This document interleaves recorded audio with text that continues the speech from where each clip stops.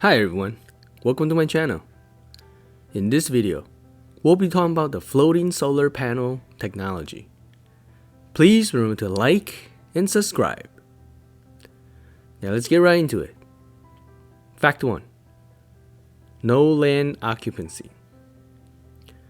A pretty obvious fact about putting solar panels on top of a body of water is the fact that it doesn't require any land. And while this seems trivial, you might ask, what is the big difference? Well, one of the big problems with solar is that it needs a massive amount of surface area. A single solar panel doesn't generate too much energy. And for it to be meaningfully generating energy to power homes and factories, you need a large space.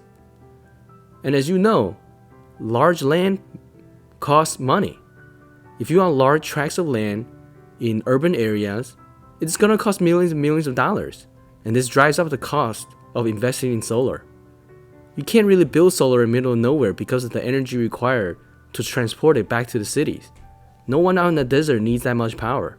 And so solar panels or solar farms can't be too far away from civilization. But at the same time, the land gets more expensive as you get closer to urban areas. So with floating solar, you reduce that cost of land. Alright, fact 2. Water conservation. Another big benefit of putting solar on top of lakes and bodies of water is the fact that this prevents water from evaporating as fast as they could. The fact that the solar panels are covering the water makes the water evaporate a lot slower. And in fact, the condensate that accumulates on the back of the solar panels can readily drop back down to the water. And so, using solar panels on top of bodies of water, especially reservoirs, is really helpful. You can prevent needless evaporation into the air and drying out the reservoir by placing massive solar panel arrays on top of it and blocking the sun rays so that the water doesn't evaporate as quickly.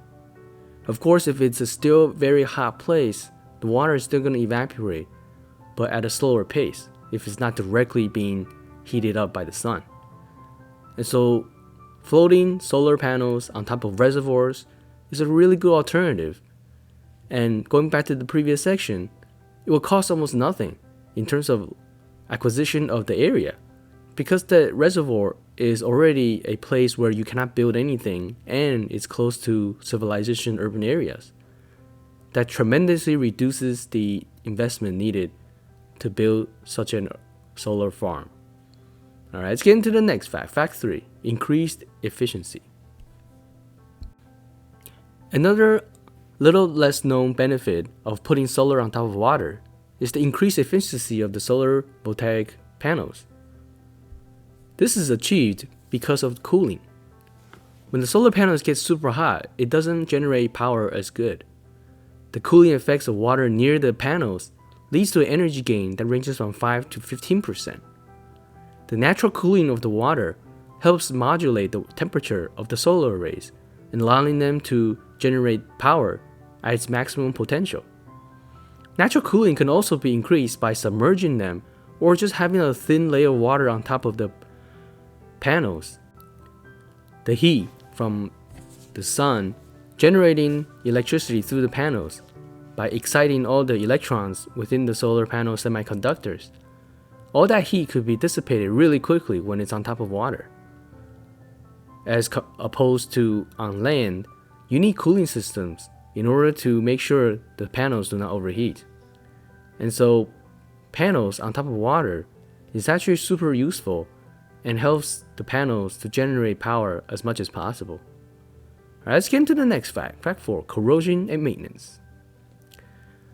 The previous few sections we talked about the benefits of floating solar panels. There are also drawbacks. The first one is very obvious.